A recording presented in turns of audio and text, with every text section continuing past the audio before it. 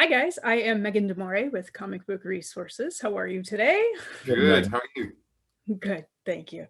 So these questions are for both of you. I will call on names just so we can keep this moving along. Now, both of you have played some morally complicated characters in the past, to put it politely. How did those experiences help shape your role in Jupiter's Legacy? And Matt, if we could start with you. Yeah, sure. Anakin obviously comes to mind with good versus evil, kind of the ultimate.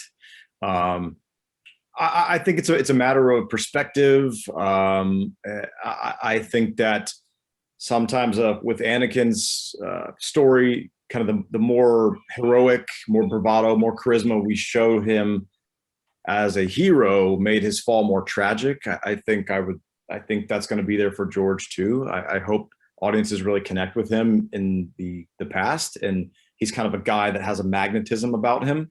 And I hope that we get to then see his drastic change into present day, which we'll see exactly how that's laid out. But yeah. And Ben?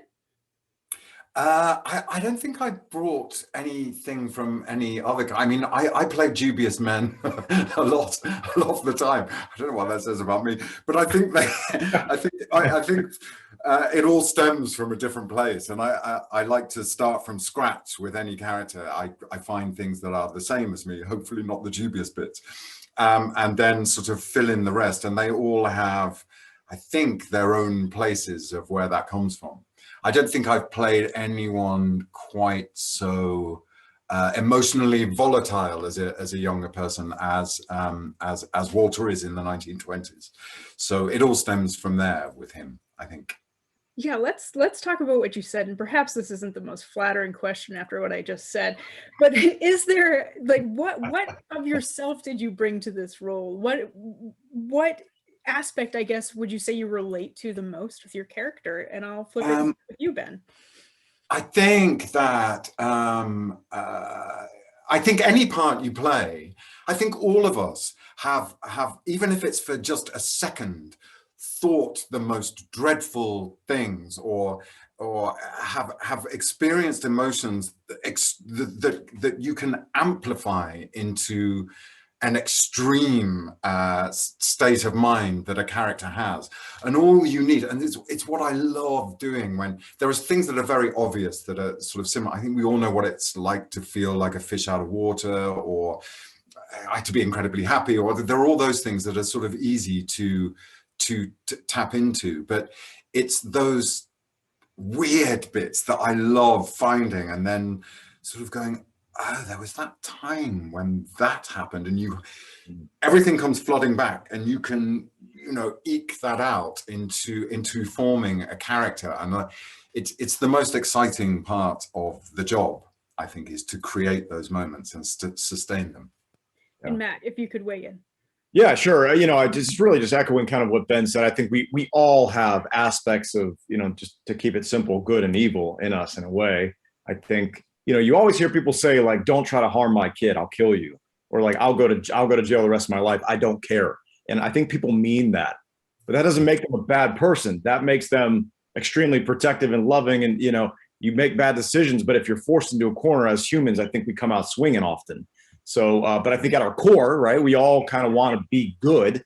I think it's the same with these characters. And, for George, I think he probably gets labeled the world's greatest supervillain. I think there's things that he's probably going to do that aren't going to appear wholesome on the outside, but maybe he's got great reason.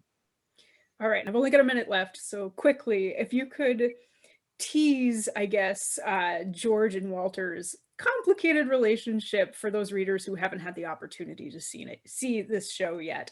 Matt, starting with you.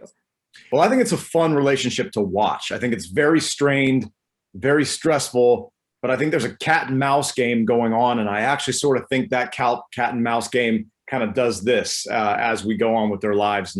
And who's the cat, who's the mouse, we're not sure. But it's fun, it's playful, and tough to watch all at the same time. I think it's going to be an entertaining relationship to watch. Hopefully when those two are on screen, it's very dynamic and fun. And Ben, if you could wrap us.